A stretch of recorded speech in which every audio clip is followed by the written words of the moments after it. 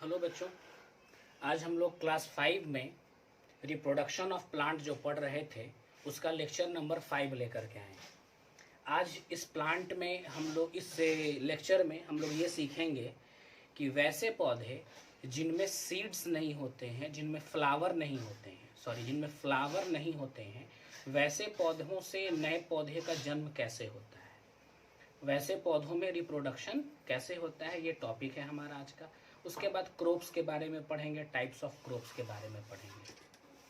चलिए, सबसे पहले आज का टॉपिक है कि how do non flowering plant produce new plant. मतलब कि जो नॉन फ्लावरिंग प्लांट हैं उनसे, जिसमें फूल नहीं लगते हैं, वैसे पौधे जिनमें फूल नहीं लगते हैं, वैसे पौधों में नए पौधे कैसे उगेंगे, ये आज का हमारा टॉपिक है। चलिए देखते हैं। बाबू, ऐसे बहुत सारे पौधे हैं, जैसे कि आपको केदार, फर, पाइन, केदार का पौधा, फर का पौधा, पाइन का पौधा, ये ऐसा पौधा है जिनमें फूल नहीं लगता है।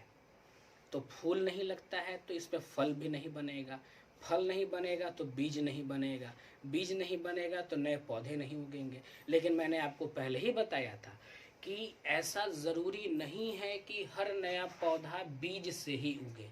इसके पहले वाले क्लास में हम लोगों ने पढ़ा है कि किस प्रकार से नए पौधे का उगने की जो प्रक्रिया है, जो प्रोसेस है, उसमें कुछ पौधे के बीज से नए पौधे उगते हैं, कुछ पौधों के रूट से नए पौधे उगते हैं, कुछ पौधों के स्टेम से नए पौधे उगते हैं, कुछ पौधों के लीव्स से नए पौधे उगते हैं। तो बिल्कुल उसी प्रकार से कुछ पौधे ऐसे हैं जिनमें फूल लगता ही नहीं है, तो उसमें नए पौधे कैसे उगेंगे, आज का हमारा टॉपिक है। तो देखिए, मैंने बताया केदार, फर, पाइन, ये ऐसे पौधों के नाम हैं जिनमें फूल नहीं लगते हैं। तो इन पौधों में होता क्या है, तो देखते हैं। तो ये इन पौधों में जो पत्तियां होती हैं वो पत्तियां नुकीली होती हैं, कोन्स के रूप में होती हैं, और इनके पत्तियों में बीज लगा होता है। इनकी जो पत्तियां होती हैं वो कोन के रूप में रहती हैं, नुकीली होती हैं, और इनके पत्तियों के किनारे में बीज लगा हुआ रहता है, और यही बीज जब गिरते हैं ज़मीन पर तो नए पौधे उगते हैं। इसके अलावा फर्न्स, फर्न्स एक पौधा है जो नॉन फ्लावरिंग प्लांट है, लेकिन इसमें बीज ये नहीं इसमें उत्पादन होगा, मतलब कि ये बीज इसमें नहीं होता है। फर्न एक ऐसा पौधा है जो नॉन फ्लावरिंग है, इसमें बीज नहीं होता है, लेकिन इन पौधों में स्पोर्स होते हैं। स्पोर्स, इनके पत्तियों के निचले हिस्से में कुछ रोंवा होता है। स्पोर का मतलब रोंवा, रोंवा होता है, हम लोग के बॉडी में रोंवा है ना, हेयर। तो इनकी पत्तियों में, फर्न्स एक ऐसा पौधा है जिनकी पत्तियों के निचले हिस्से में रोंवा होता है। उस रोंवे को हम स्पोर्स कहते हैं, और ये स्पोर्स जब ज़मीन पर गिरते हैं तो इनसे नए पौधे उगते हैं, है ना। चलिए, हम लोगों ने 2-3 तरह का इसमें पढ़ा। एक पढ़ा कि केदार वगैरह पौधा का जो पत्ती होता है वो नुकीला होता है, उस नुकीले आकार को हम कोन्स कहते हैं, और उनके किनारों पर बीज होता है।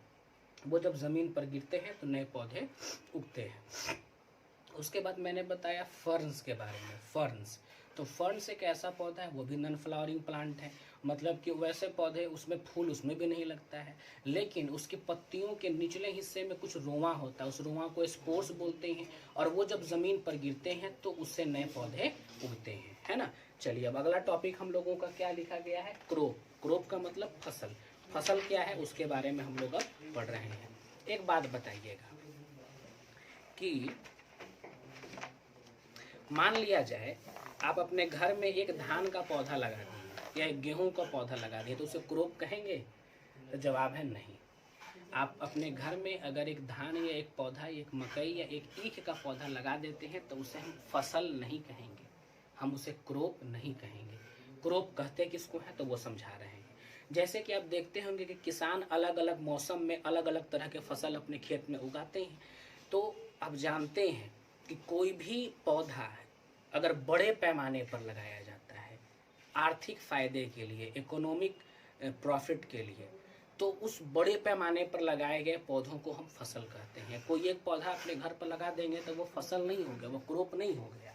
तो किसान अलग अलग मौसम में अलग अलग तरह के पौधों की खेती अपने खेत में करते हैं। तो वो बड़े पैमाने पर पौधों को लगाते हैं। तो बड़े पैमाने पर जो पौधों को लगा रहे हैं उसे हम क्रॉप कहते हैं। और किसान अलग अलग मौसम में अलग अलग पौधे लगाते हैं, क्योंकि हर पौधों की जो कंडीशन होती है उगने की वो अलग अलग होती है। कोई पौधा जाड़ा में उगता है, कोई पौधा ज़्यादा पानी में उगता है, कोई पौधा कम पानी में उगता है, कोई पौधा गर्मी में उगता है।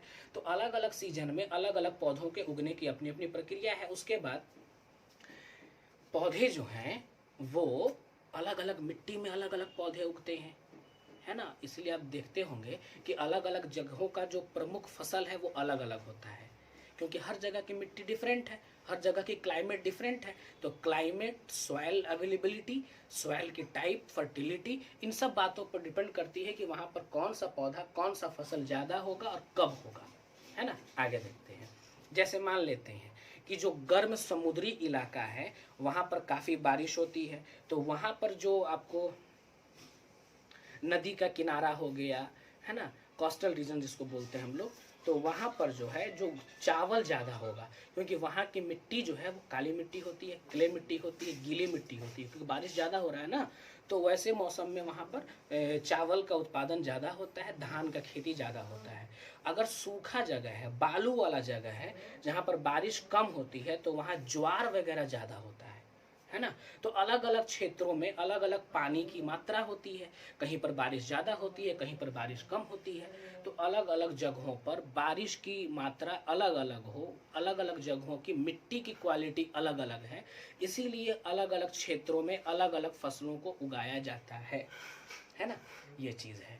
अब अलग अलग जगहों और अलग अलग मिट्टी के प्रकार के आधार पर फसल को हमने दो हिस्सों में बांटा है।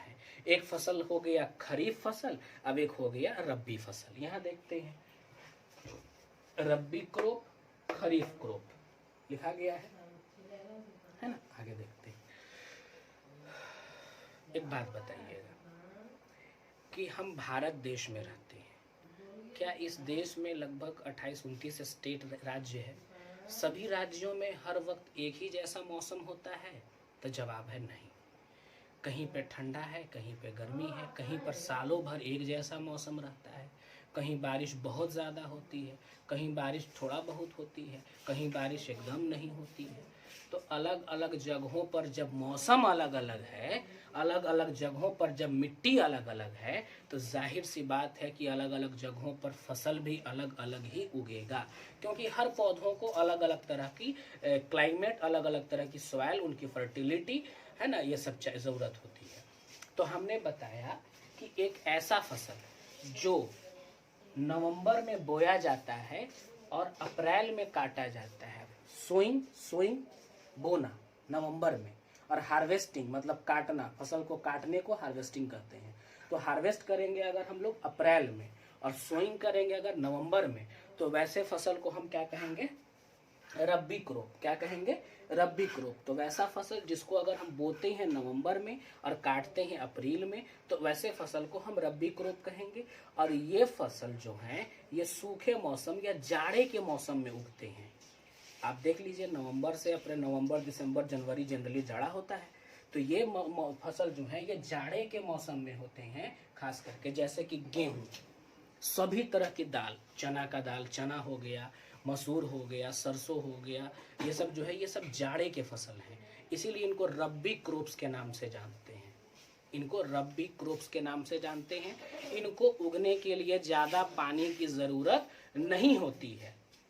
ये अप्रैल में बोए जाते हैं और नवंबर में काटे जाते हैं, है ना।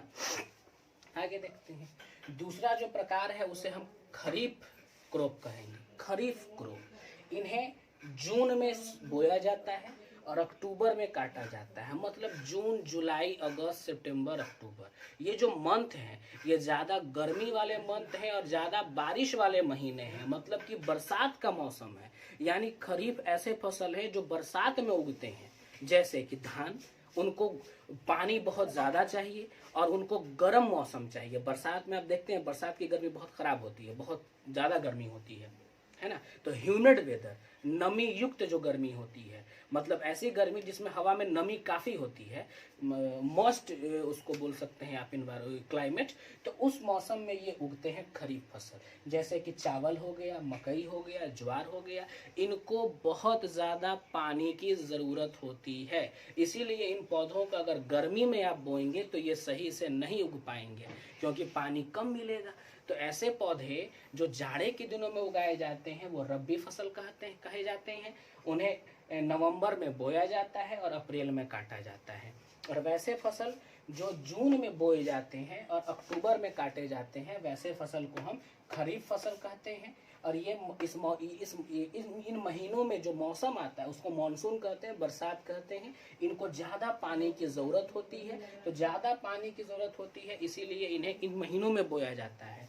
और ये ऐसे फसल हैं जिनको ज़्यादा पानी की ज़रूरत नहीं होती है उगने के लिए, इसलिए इनको नवंबर में बो करके अप्रैल में काट लेते हैं।